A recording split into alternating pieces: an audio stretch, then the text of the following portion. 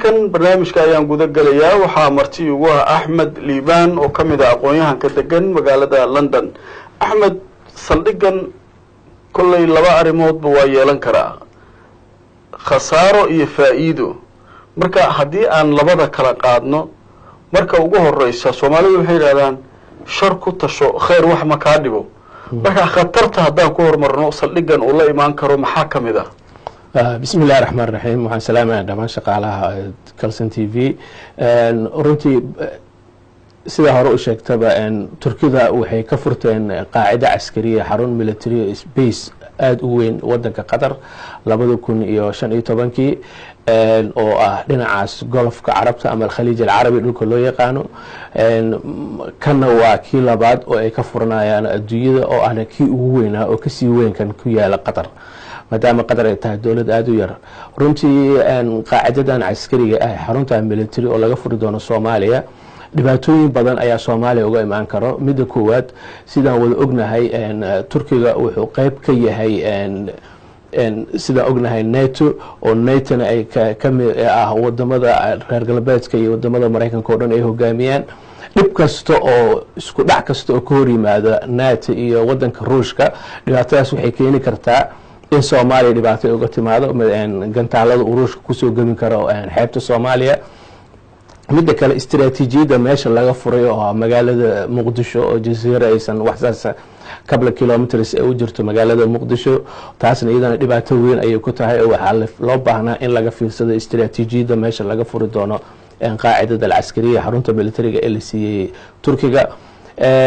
sidaan ka warqabnana wadamo fara badan hadda qaylo badan ay already ka bilaabeen, sida dawladda Masar. sidaas oo aan ka warqabno dawladda Masar in ay hadda xukunka uu la wareegay ninka la yiraahdo Cabdifataax Siisi, ninkaasoo aad iyo aad uga soo horjeedo xarakada Ikhwan Muslimiin ama Islamic Brotherhood, walaalaha muslimiinta sida loo yaqaan xarakada Ikhwan Muslimiin. Qatar sidoo kale xarakada Ikhwan Muslimiin ayay gacan weyn sii jirtay. marka masaarida halkaas sida ognahayna Turkida waxay iyaga nafsadooda xiriir dhow la leeyihiin dawladda Ethiopia, kaas iyagoo ka saaciday daamka laga furi doono Ethiopia lacag fara badan ku bixiyeen iyaga iyo Qatar. marka xaggaas darteed masaarida walwal weyn ay ka muujinaysaa. dawladda Ruushka sidoo kale walwal, dawladaha dariska oo Soomaaliya dariska laana kulligood walwal ay ka muujinayaan. marka lagama fiirsanin qaacidadaas la siiyay xagga istiraatiijiyad ahaan kumana fiicneen. dhibaatooyin fara badan uga imaan kara Soomaaliya. hubka meesha la keenayo oo ah hub aad casri ah, cruise missile, plastic missile, gantaalada lidadooda dheerayso oo diyaaradaha. marka dhibaatooyin fara badan ayaa ummadda Soomaaliya uga imaan karto oo lagama fiirsanin. baarlamaanka looma gudbinin sidaan ka warqabno oo waxba kama oga baarlamaanka Soomaaliya. heshiiskaana mid hadda bilowday ma ahan. dawladda Turkiga sida ognahay 2011 abaartii tan ka horeysay 6 sano ka hor, dawladda Turkiga waxay ahayd ra'iisul wasaarihii ugu horeeyay Erdogan oo hadda madaxweyne ah, ninka ugu horeeyay Soomaaliya yimaada sidaan ka warqabno 2011 markuu yimid oo indhaha caalamka oo dhan Soomaaliya uu ku soo jeediyay. arinta halka uu imaanayo waa hab istiraatiiji ah, dhaqaale ahaan ah, saaxiibtinimo ah, dhinac walba ah. markii loo fiiriyo Soomaaliya oo meel aad ugu dhow Baabil Mandab ah uu ka kontrooli karo dhaqaaqa xeebaha caalamka oo dhan, iyo ay tahay meesha ugu weyn adduunka ay soo maraan oo shidaalka u socdo Far Asia oo dhan meesha uu mara ay tahay. marka Iran ay ka degan tahay sida ognahay oo hadda ka hor aan ku soo qaadanay barnaamijyo kale xaggaas iyo Eritrea. marka Suuriya sida ognahay iyo Qatarna ay ka qayb qaateen ay ka ahaayeen dagaalkii ka dhanta ahay Xaafid al-Asad, Bashar al-Asad aan ka wadaa madaxweynaha Suuriya, ay faragelin weyn ay ku sameeyeen, burbur badan ay ka geysteen wadankaas Suuriya oo ilaa hadartan ciidamo fara badan ay Turkiga ay ka dhex joogaan halkaas. marka dhaqdhaqaaqyo fara badan awadeed dhibaatooyin badan ayaa ka imaan kara. midda kale marka dhinaca kale u fiirino, wadanka Mareykanka oo bilaabay inuu ka sii baxo wadamada Khaliijka, Qatar iyo Soomaaliya iyo wadamo fara badan waxay isku dayayaan inay sameystaan xiriir saaxiibtinimo oo wadamo fara badan sida Turkiga oo kale. marka heshiisyadaas oo dhan ayaa markii la isku dardaro ayaa Turkiga Soomaaliya u doorteen. marka lagamana fiirsanaan leeyahay, laakiin faa'iidada khasaarada waa ka imaan kartaa, laakiin khasaaraheeda aan ka hadlaynin. waa tahay faa'iidada waa u imaan doonaa. khasaaraha dad badan oo Soomaaliya way arkaan in khatar ay imaan karto oo xataa uu sababi karo isku dhac ciidamada xeebaha Soomaaliya ku sugan iyo saldhigan militariga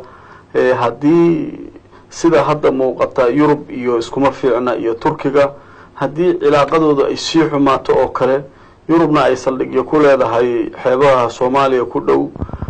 sida Djibouti oo kale khatarta in Soomaaliya ay aad u saameyn karto ma aragta adiga taas waa mid aan ku bilaabay khatarteeda lagama fiirsan xataa meesha laga siiyay waa caasimadda Soomaaliya oo dhaqaalihii Soomaaliya oo dhan uu yeelay hantidii Soomaaliyeed siyaasadda Soomaaliya oo dhan matalaysay magaalada Soomaaliya marka lagama fiirsan saldhig habka laga siiyay saldhig in dawlad la siiyo ma xumo sida marar badan sheegay laakiin mushkiladda Soomaaliya hadda ka jirta maamul goboleedyada iyo dawladda dhexe federaalka waxay u egyihiin dad Soomaaliya forsal ah Soomaaliya dad beecinayo suuqa geynaayo qandaraas ku bixinayo dawladii hadana soo dhaafay iyo kuwa hadda joogo ee midda cusub hadartaan ilaa 40 casho jirta kulli wax istiraatiiji ah lama imaanin kumana socdaan marka hadda meeshan qaacidadan cusub oo hadda la furay inta sana ay furnaan doonto hadda kama warqabno marka fiirino dawladda Qatar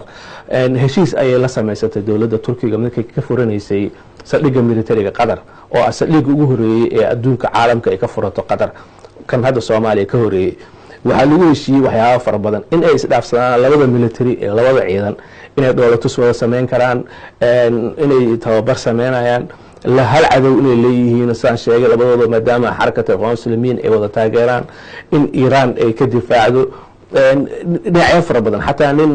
mar Ingiriis oo la yiraahdo Professor John Reckley oo wax ka dhiga King's College sidoo kalena wax ka dhiga oo macadka daraasaadka istiraatiijiga ee Qatar difaaca wuxuu sheegay in xaruntan Qatar laga furay intan Soomaaliya Turkiga ay doonayso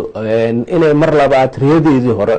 Turkish Empire Imperatoriyal Uthmaniya fikradaas inuu wado ninkan Erdogan la yiraahdo sida marar badan lagu celceliyay wayna u eg tahay oo fikradaas ayuu rabaa inuu dib u soo nooleeyo saas awoodeed ayuu wuxuu rabaa inuu caalamka dhan ka furto xerooyin military oo cusub sida aan ka warqabno Turkiga waxay sameeyaan hub fara badan hubkaas nafsadeedu waxay u baahan yihiin inay u marketing u sameeyaan xerada ay ka furayaan Soomaaliya marketing ay wax ugu sameeyaan xataa tababaro ay waxay ka siin doonaan Soomaaliya kaliya ma ahan sida ay damacsan yihiin oo journalada Turkiga ka soo baxa lagu wada qoray in ay xataa tababaro u sameeyaan wadamo fara badan oo Afrika ka tirsan sida Senegal oo hadartaan ku xigi doonto ciidanka Soomaaliya markii la tababaro wadanka Djibouti nafsadiisa dawlado badan oo dariska ah sida Burundi iyo Rwanda kulligood in Soomaaliya tababar loo keeni doono mar labaad tababar lagu siin doono in ay ka sameyn doonto scholarship ki loo geyn jiray ciidamada ajaanibta ah wadanka Turkiga in Soomaaliya lagu tababari doono marka dhaqaale fara badan hadda sanadkan soo dhaafay waxa lagu qiyaasaa 25 milyan oo dollar ka badan inuu ahaa tabaadul tijaari isdhaafsiga ganacsiga Soomaaliya iyo Turkiga marka Turkiga wuxuu rabaa inuu waxyaabo badan sameeyo marka dhibaatooyinkaas fara badan waa nooga imaan karaan aan sheegay waa tahay marka saldhigan asaga waxaad hore u tilmaantay in baarlamaanadii Soomaaliya aysan ba ka hadlin dawladihii soo marayna aan la geynin halkeebuu ka soo bilowday wada hadalkan in saldhiga Turkiga la siiyo ma markii ugu horeysay Erdogan uu yimid Soomaaliya uu gargaarka u fidiyay shacabka Soomaaliyeed oo abaarihii 2011 sheekadu halka ma ka dhalatay ma noo sheegi kartaa runtii imaanshada uu yimid heshiisyo badan la galay oo dawladda Sheekh Shariif uu hogaaminayay dawladda ku meel gaarka ahayd heshiisyada la galay sida hadda ku sheegaba dawladaha Soomaaliya heshiisyada ay galaan baarlamaanka umada ictiraafsan madaxweynaha iyo ra'iisul wasaaraha ma aaminsano baarlamaan waxa la yiraahdo Soomaaliya inuu ka jiro ma aaminsano dawladda goboleed federaal inay wadanka ka jiraan ma aaminsano shacab Soomaaliyeed waxa la yiraahdo inuu jiro umada kale ma wada tashadaan sheekadu waxay ku xiran tahay aniga wax walba ah madax meel ka sareeyo la taabto malaha oo kale uu aaminsan ninka Soomaaliya madaxweynaha ah kan hadda joogo iyo kuwa hore iyo kuwa soo socda xataa aniga shakhsiyan qof uu tilmaameen waa qalad weyn ee siyaasiyiinta Soomaaliya ku jiraan especially ninka president of Soomaaliya sheeganay mar walba taariikhda Soomaaliya marka fiirino laga soo bilaabo dawladda Cabdullaahi Yuusuf oo lagu sameeyay Embakati ilaa tan hadda joogto maanta oo xamar tii ka horeysay tanba xamar lagu dhaaliyay xamarna lagu doortay marka sheekh shariif waxyaabo badan uu saxiixay asaga kaliya ilaahay ayaa kama warqabno laakiin run ahaantii dabagalka heshiiska rasmiga ah ee xerada military wuxuu bilaawday dowladii xasan sheekh maxamuud madaxweynihii hadda xilka ka degay ayuu bilaawday asaga ayaa saxiixay in la siiyo halkan laakiin saxiixa koowaad waxaa iska lahaa sheekh shariif saxiixa labaadna waxaa iska lahaa xasan sheekh maxamuud sidaa ognahayna madaxweyne farmaajo asagana hadeertaan garab istaag weyn ayuu muujiyey markii yurub iyo isku dhaceen iyo turkiga marka asagana waa sii baarakeeya laleeyahay oo sababtoo ah asagana kama soo horjeedo oo khadkii hore ayuu ku socdaa oo kama leexanin marka kulli way isla wada ogyihiin marka baarlamaanka soomaaliya meeshuu ku mashquulayo wasiire ayaa ansixinanaya ma ansixinayno waxyaabo badan oo istraatiiji ah oo loo baahnaa dowladda inay kala xisaabtamaan especially madaxweynaha soomaaliya mar walba soo maro ayay meesha ku tuuraan sanadka ugu dambeeya 4 bilood ugu dambeyso ayaa waxay bilaabaan madaxweynaha heshiis hebel u galay iyo meel hebel xerada militariga hadda waxaan sii raacsiisanayaa quality control company oo sameeyo oo Turkiga waxa jira ku dhex yaala dekada dhexdeeda heshiiskii waa ka dhacay sidaan ka warqabo waxyaabaha hadda dowladda aan ku eedeynayna waa kuwii hore iska dhaaf oo waadix ah aan qarsooneen oo qof walba og yahay madaxweynaha ka warqabo madaxtooyada og tahay markii hadda kontraada ka dhacday bishii hadda la soo dhaaftay lama sugin intuu dowlad laga soo dhisaayo lama dhihin wasaarad hebel u sii dhiibo sababta wasaarada ayaa dhisnay wasiirada jooga xilka wareejinin si toos ah warqadda waxay ugu soo gudubtay xafiiska madaxweynaha toos u saxiixay inay 3 bilood sii joogaan inta dowladda laga soo dhisaayo waxay ka mid tahay qaladaadka loo baahan yahay baarlamaanka hadda joogo inuu dowladda transparency oo toos ah oo ula sameeyo oo yiraahdo maxaa qaldan shafaafiyadu wax muuqdo natusa taas ayaa meesha ka maqan baarlamaanka wuxuu egyahay baarlamaan fadhiisi ah dowladana way ka mas'uul tahay sababtoo hadda wasiiradii iyo waxa isdhexgalay iyo xildhibaanadii meelaha marka qaladaadka Soomaaliya laga soo galayo oo xerooyinkan militariga iyo waxyaabahan ay noogu imaanayaan meeshaas ay ka tag